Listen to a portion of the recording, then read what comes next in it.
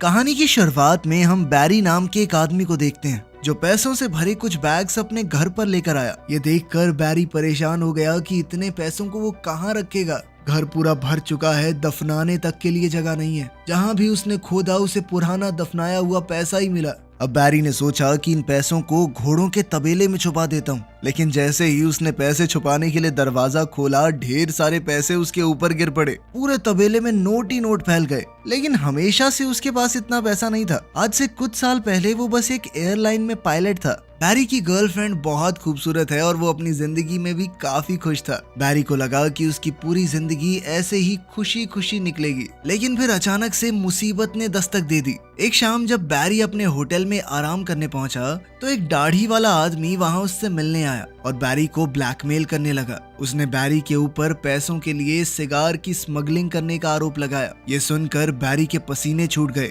क्योंकि अगर ये बात बाहर निकली तो उसकी बदनामी हो जाएगी। उसका पायलट का लाइसेंस रद्द कर दिया जाएगा। फिर क्या करेगा वो जिंदगी में। बैरी को घबराया हुआ देखकर इस आदमी ने बताया कि वो एक CIA एजेंट है और उसका नाम है मॉन्टी। फिर बैरी को उसने अपनी टीम से मिलवाया। वो बैरी को एक गुप्त जगह पर ले गए जो जहाज रखने की जगह थी। वहां उस वक्त का सबसे तेज प्लेन देखकर बैरी की आंखें चमक उठी। इस प्लेन में 2 बहुत ही ताकतवर इंजन थे। बैरी उस प्लेन को बड़े चाव से देखने लगा। मॉन्टी ये देखकर बहुत खुश हुआ और उसने बैरी को उसका मिशन बताया। बैरी को ये प्लेन सेंट्रल अमेरिका के दुश्मन देशों के ऊपर उड़ाना होगा। उसे प्लेन जमीन के पास थोड़ा नीचे उड़ाना है ताकि खुफिया तस्वीरें ली जा सकें। लेकिन ये खुफिया मिशन है, इसकी जानकारी बैरी किसी को नहीं दे सकता, अपनी गर्लफ्रेंड लूसी को भी नहीं। लेकिन बैरी को इस वक्त किसी भी चीज की परवाह नहीं थी। वो बस अपने सपनों के जहाज को उड़ाने के लिए उतावला था। मॉन्टी ने दरवाजे खोले ताकि बैरी जहाज की टेस्ट ड्राइव ले सके। घर जाकर उसने लूसी को बताया कि मुझे अभी वाली नौकरी छोड़नी है, क्योंकि मुझे एक दूसरी कंपनी में बहुत अच्छा काम मिला है। उसने अपने मिशन का कोई जिक्र नहीं किया। लूसी को ये बात बड़ी ही अजीब लगी। कोई पायलट एक एयरलाइन में कैप्टन की नौकरी छोड़कर एक अनजान कंपनी में क्यों काम करना चाहेगा। उसी रात एक फ्लाइट के दौरान बैरी अचानक से कॉकपिट छोड़कर निकल गया अपनी जिंदगी की एक नई शुरुआत करने। उसके बाद से बैरी मॉन्टी का आदमी बन गया। वो सेंट्रल अमेरिका के देशों में अंदर तक जहाज उड़ाता और हर तरह के खतरे का सामना करता ताकि वो खुफिया तस्वीरें ले सके। हर बार सफर बहुत खतरनाक होता, लेकिन बैरी को अब इसी में मजा आने लगा था। मॉन्टी ने जब तस्वीरें अपने सीनियर्स को दिखाई तो लोग बहुत तारीफ करने लगे। लेकिन अभी तक बैरी ने लूसी को कुछ नहीं बताया था। उन दोनों की शादी भी हो गई और अब एक बेटी भी है। लेकिन बैरी की आमदनी अब कुछ खास नहीं हो रही। बैरी ने मॉन्टी से कहा कि देख भाई, इतने में तो गुजारा नहीं हो सकता ना आदमी का, कुछ करना। लेकिन मॉन्टी ने इस बारे में कुछ नहीं किया। अब मॉन्टी ने बैरी को पनामा में एक नया मिशन सौंप दिया। बैरी को ऐसे मिशन की आदत हो चुकी है। उसने बड़े आराम से ये काम पूरा कर लिया। देखते ही देखते 1980 शुरू हो गया। बैरी कोलंबिया में जहाज का फ्यूल भरने रुका तो अचानक उसे ढूंढते हुए 3 आदमी वहां पहुंचे। ये गुंडे खुलेआम बंदूक लिए घूम रहे थे। उन्होंने धमका कर बैरी को गाड़ी में बिठाया। बैरी के पास कोई चारा तो था नहीं, इसीलिए वो चुपचाप उनके साथ उनके बेस पर चला गया। वहां उन्हें इनका लीडर पाब्लो एस्कोबार मिला।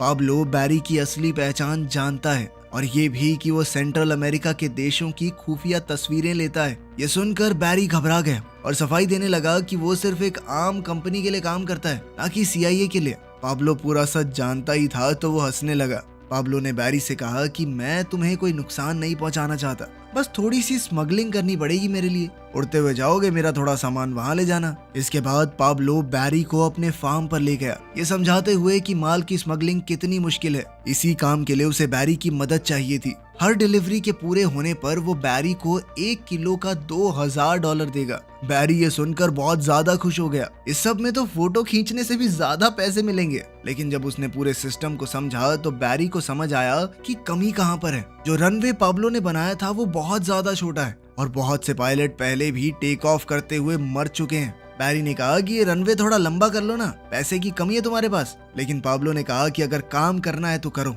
नहीं तो निकलो यहाँ से, सुझाव देने की जरूरत नहीं है। ये सुनकर तो बैरी की ईगो हर्ट हो गई। उसने फैसला लिया कि अब तो मैं इतने ही रनवे में उड़ा के दिखाऊंगा प्लेन। उसने कहा कि ये डिलीवरी तुम्हारे हिसाब से नहीं होगी, मैं बताऊंगा कि सामान कैसे डिलीवर होगा। उसने पाब्लो को एक जगह बताई कि वहाँ खुले मैदान है, मैं प्लेन को बिल्कुल नीचे ले जाकर सामान गिरा दूंगा, वहाँ तुम अपने आदमी भेजकर सामान उठवा लेना। पाब्लो मान गया और सारा सामान लोड करवाया। जैसे ही जाने की तैयारी पूरी हुई, बैरी ने देखा कि प्लेन के अंदर पाब्लो का एक आदमी पायलट की जगह पर बैठा है। लेकिन बैरी ने समझाया कि इस प्लेन में पहले ही काफी सामान है, इससे ज्यादा भार नहीं उठा सकता प्लेन, ठीक है, इसे नीचे उतरना होगा। पाब्लो ने उस आदमी को उतार लिया और फिर बैरी निकलने लगा। पाब्लो ने गुड लक के तौर पर बैरी को एक क्रॉस तोहफे में दिया। बैरी ने उड़ान भरी, इस बात से अनजान कि पाब्लो और उसके आदमी उसकी जान पर सट्टा लगा रहे थे कि वो प्लेन को यहाँ से उड़ा भी पाएगा या नहीं। बैरी ने पूरी समझदारी से टेक ऑफ किया, लेकिन सामान भारी होने की वजह से प्लेन एक बार को तो नीचे आ गया था, लेकिन फिर वो दोबारा से उड़ाते हुए पेड़ों के बीच से उसे ले गया। लेकिन फिर वो जैसे ही यूएसए की एयर स्पेस में पहुंचा, वो मिलिट्री के रेडार में आ गया। इस बात से अनजान बैरी जल्दी ही उस पॉइंट की तरफ बढ़ने लगा जहां उसे सामान छोड़ना है। बैरी ने ऑटो पायलट दबाया, नीचे का हैच खोला और सामान नीचे गिरा दिया। इसी के साथ बैरी की डिलीवरी पूरी हो गई थी। अगली बार जब बैरी कोलंबिया आया तो पाब्लो और उसके भाइयों ने उसके लिए वेलकम पार्टी रखी और बैरी को उसका कमाया पैसों से भरा बैग दिया। लेकिन इससे पहले बैरी अपनी खुशी मना पाता, कुछ फौजी वहां पर आ गए और पाब्लो के बंगले को घेर लिया। पाब्लो ने बैरी से कहा कि तुम अंदर ही रहना और वो खुद हालात संभालने के लिए बाहर निकल गया। लेकिन बैरी कभी यूं धुआंधार गोलीबारी के बीच नहीं आया था और उसकी घबराहट बढ़ती जा रही थी। बैरी ने पैसे उठाए और पाब्लो और उसके आदमियों को ढूंढने बाहर निकल गया। लेकिन बैरी को फौज के आदमियों ने पकड़ लिया और बाकी सबको भी। कुछ दिन बाद पाब्लो और उसके आदमियों को तो बेकसूर कहकर छोड़ दिया गया और सिर्फ बैरी जेल में रह गया। जब बैरी वहां पर बंद बहुत परेशान हो रहा था, तभी अचानक मॉन्टी वहां आया। बैरी के मुंह पर कई नील पड़े थे और 2 दांत भी टूट चुके थे। लेकिन मॉन्टी ने बताया कि तुम्हारे ऊपर ड्रग स्मगलिंग का आरोप लगा है और कल सुबह 6 बजे पुलिस तुम्हारे घर की तलाशी लेगी। ये सुनकर बैरी को बहुत दुख हुआ। वो अपने परिवार को इस सब में नहीं घसीटना चाहता था। उसने लगातार मॉन्टी से मदद की भीख मांगी। बैरी समझ ही नहीं पाया कि वो मॉन्टी के जाल में फंसता जा रहा है। मॉन्टी ने कहा कि हाँ, मैं तुम्हारी मदद कर सकता हूँ, लेकिन तुम्हें भी बदले में कुछ करना होगा। हाल ही में वहीं पास के एक देश में सरकार बदल गई है और उस प्रेसिडेंट का बहुत से लोग विरोध कर रहे हैं और अब यूएस की सरकार चाहती है कि उस देश में सरकार का विरोध करने वालों को हम पैसा और हथियार भेजें, लेकिन किसी को पता न चले कि हमने भेजे हैं। अमेरिका का नाम नहीं आना चाहिए कहीं पर। और इस काम को करने का जिम्मा मॉन्टी के ऊपर ही आया था और अब तो मॉन्टी के पास एक काबिल पायलट भी है। मॉन्टी बैरी का क्रिमिनल रिकॉर्ड तो नहीं मिटा सकता, लेकिन उसने बैरी को सलाह दी कि तुम्हें घर बदलना होगा। एक छोटा सा शहर है मीना, वहां पर मिलना मुझसे। बैरी के पास कोई रास्ता तो था नहीं, इसीलिए उसने घर पहुंचकर लूसी और अपनी बेटी को उठाया और कहा कि जल्दी से बैग पैक करो, हम जल्द ही यहाँ से निकलेंगे। बैरी की इस हरकत से लूसी को शक हुआ। लूसी ने बार बार पूछा कि हो क्या रहा है ये सब, लेकिन बैरी कुछ भी समझाने की हालत में नहीं था। उसने लूसी से कहा कि मुझ पर भरोसा रखो। सुबह होते ही पूरा परिवार सारा सामान बांधकर उस जगह से निकल गया। वो तीनों अब उस छोटे से शहर मीना में पहुंचे, जहाँ पर सिर्फ 2000 लोग रहते थे। ये लोग एक टूटे फूटे घर पर पहुंचे जहां मॉन्टी ने उनके रहने का इंतजाम किया हुआ था। अभी बैरी वहां पहुंचा ही था कि तभी उसने देखा कि मॉन्टी भी वहां पहुंच चुका है और बैरी उससे मिलने बाहर गया। मॉन्टी ने बैरी को एक सरप्राइज दिया। वहां लगभग 2000 एकड़ का एक एयरपोर्ट था। मॉन्टी ने बैरी को ये तोहफे में दे दिया कि अब ये पूरी जगह तुम्हारी, जिस पर मौजूद सब कुछ अब बैरी का था। बैरी को अपनी आंखों पर विश्वास नहीं हो रहा था। उसने अपने आसपास देखा, लेकिन उसे भरोसा ही नहीं हो रहा था कि ये सब कुछ उसका है, क्योंकि मॉन्टी पहले पैसे तो बढ़ा नहीं रहा था उसके। मॉन्टी ने एक लकड़ी का क्रेट खोला जिसके अंदर AK-47 भरी पड़ी थी और बैरी का काम है इन हथियारों को उस देश तक पहुंचाना। मॉन्टी ने बैरी को एक मैप दिया जिससे वहां जाना आसान रहेगा। उसमें यह भी बताया गया था कि कहां कहां फौजी तैनात हैं। इस मैप की मदद से बैरी सबको चकमा दे सकता है। सिर्फ यही नहीं, मॉन्टी ने बैरी को पैसों का एक बैग भी दिया जो पाब्लो के घर से मिलिट्री ने बरामद किया था। अब बैरी के पास मॉन्टी को मना करने की कोई वजह नहीं थी। बैरी जानता था कि अब तो लूसी को सब कुछ बताने का वक्त आ गया है। लूसी बहुत गुस्से में थी क्योंकि वो उसे एक अच्छे शहर से 2000 लोगों के बीच गांव में ले आया है। यहाँ पर उसके घर में कुछ भी नहीं था, ना टीवी ना वॉशिंग मशीन। कैसे पालेगी वो अपनी बच्ची को? लेकिन फिर बैरी ने उसे सच बताते हुए पैसों से भरा बैग थमा दिया। उसने कहा कि इससे आ जाएगी वॉशिंग मशीन। उसने इधर उधर नोट फेंक कर बताया कि इन पैसों से हम कुछ भी खरीद सकते हैं, जिसके बाद लूसी एकदम शांत हो गई। अब साल 1981 में बैरी ने हथियारों का ट्रांसपोर्ट करना शुरू किया। हथियारों से भरा बैग लेकर अब बैरी निकारागुआ देश पहुंचा।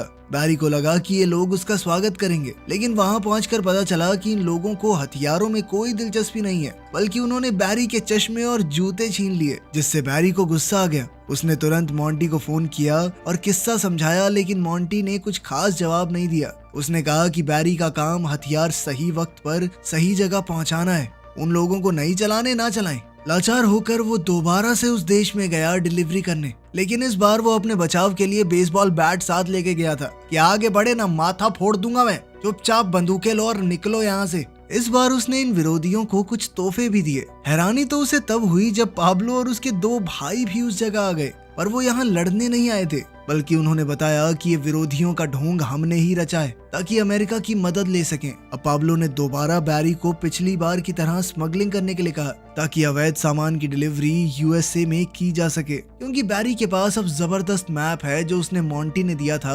उसने ये करने से मना नहीं किया क्योंकि मैप के जरिए पकड़े जाने की संभावना बहुत कम थी। अब अगले कुछ दिनों तक बैरी एक मेहनती आदमी की तरह हथियार निकारागुआ तक पहुंचाता रहा और फिर अवैध सामान की डिलीवरी वहां से अमेरिका में कर देता। वो जितना काम करता गया उतने पैसे आते रहे। अब ये काम बड़ा होता चला गया और बैरी ने 4 और पायलट्स को काम पर रखा ताकि जल्दी जल्दी ज्यादा काम हो सके। जब बैरी ढेर सारा पैसा कमाने लगा तभी सीआईए ने एक कदम उठाया। अब वो सिर्फ हथियारों की डिलीवरी नहीं करवाना चाहते थे, बल्कि वो चाहते थे कि विरोधियों को यूएस में लाकर उन्हें ट्रेनिंग दी जाए ताकि फिर वो वापस जाकर अपने देश में सरकार का तख्ता पलट कर दें। अब बैरी ने पूछा कि कहाँ पे दोगे ट्रेनिंग, कहाँ छोड़ना है उनको? तो मोंटी ने कहा कि 2000 एकड़ का एयरपोर्ट दिया तुझे, थोड़ी जगह तो दे दे भाई। खैर इस सब से बैरी को कुछ खास फर्क नहीं पड़ा। जहाँ वो अवैध सामान ला रहा था उसकी जगह बस कुछ लोग थे अब, लेकिन जैसा सीआईए चाहती थी वैसा हुआ नहीं।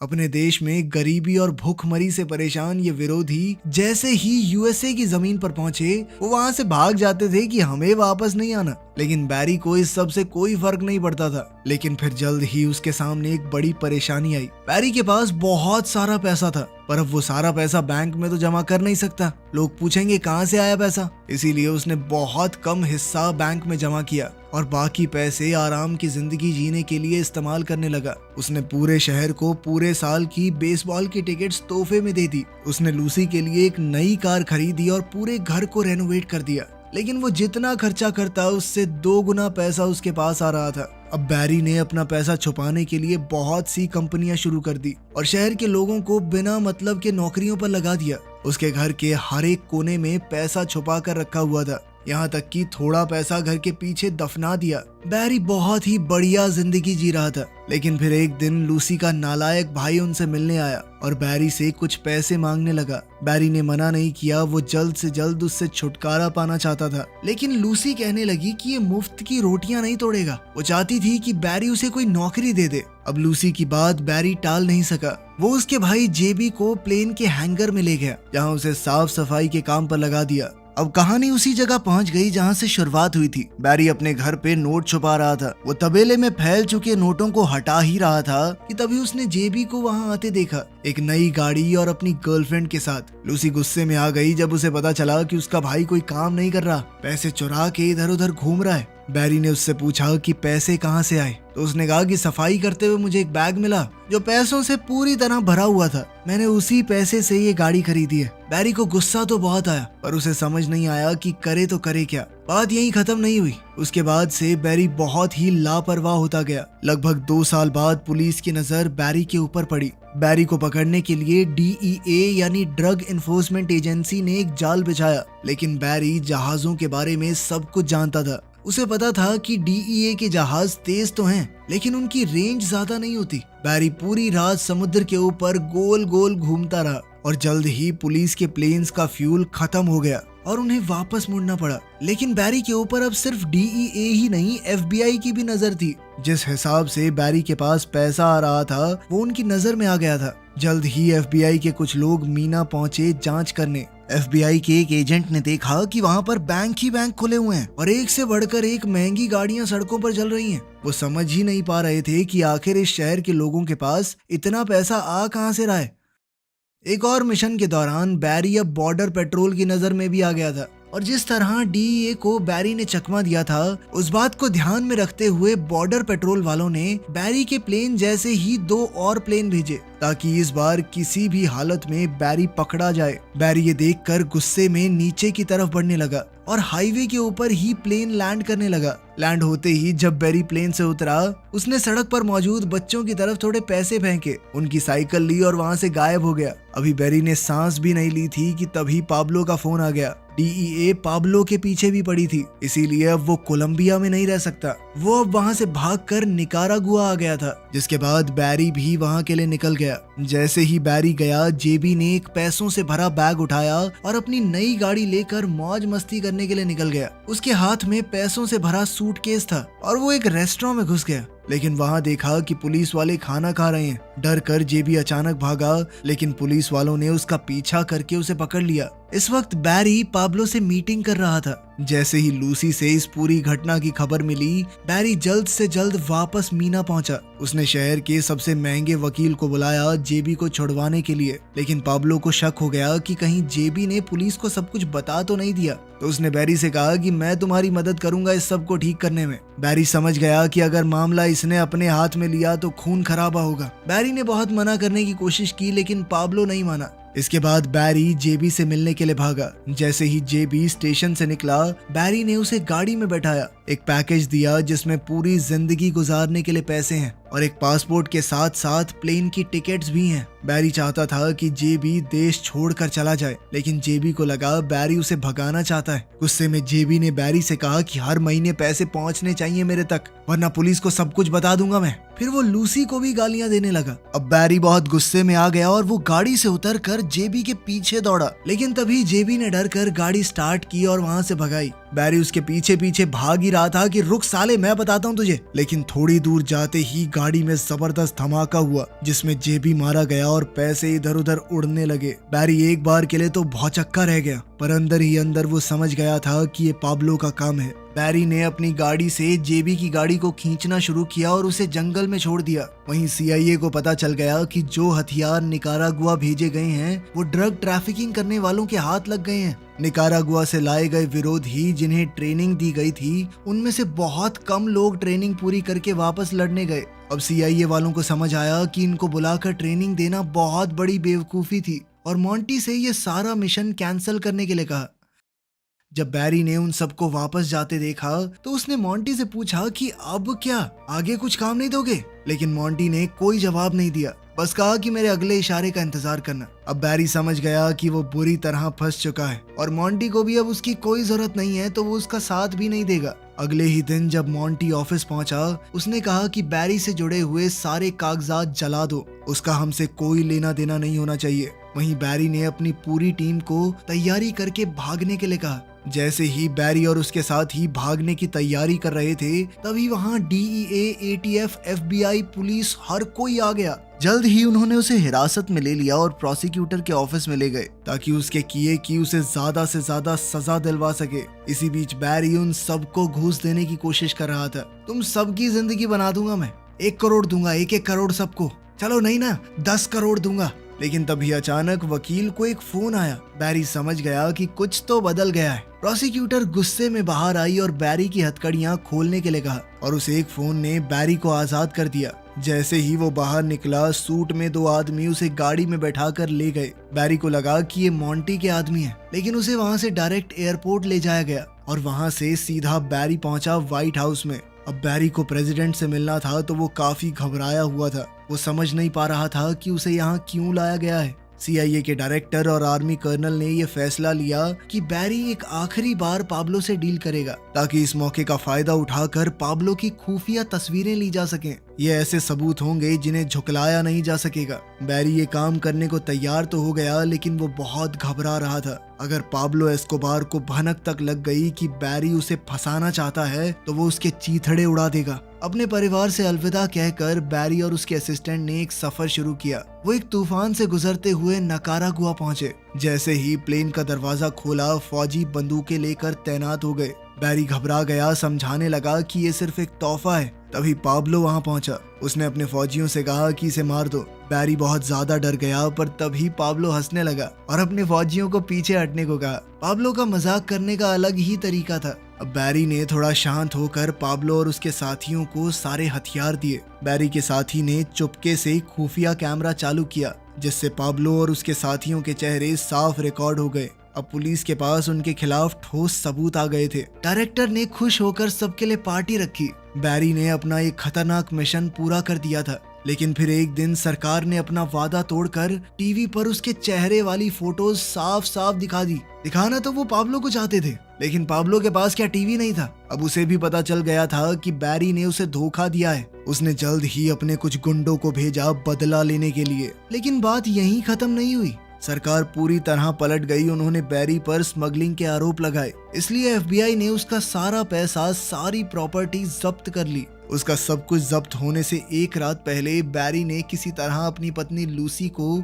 सारी ज्वेलरी पहनाकर वहां से भाग जाने को कहा, क्योंकि जो चीज उन्होंने पहनी होगी वो कोई जब्त नहीं कर पाएगा। लूसी अपने पति को छोड़कर जाना तो नहीं चाहती थी, पर वो समझ चुकी थी कि अब कोई चारा नहीं। अपने बच्चों के लिए उसे ये सब करना ही होगा। अगले दिन एफबीआई ने बैरी का पूरा घर उलट पुलट दिया। बैरी समझ गया था कि अब उसके हाथ में कुछ नहीं रहा, ना उसका परिवार और ना ही पैसे। धीरे धीरे मामला शांत होने लगा और बैरी की सजा भी बहुत कम कर दी गई। वो जानता था कि पाब्लो उसे आसानी से छोड़ने वाला तो है नहीं। वो हर रात होटल का कमरा बदलता रहता। इस तरह डर डर के वो कुछ साल जिंदा रहा, लेकिन फिर एक दिन एक गुंडे ने उसे गाड़ी में ही गोली मार दी। तो आपके हिसाब से बैरी के साथ सही हुआ या गलत? कमेंट्स में जरूर बताना। मिलते हैं अगली वीडियो में।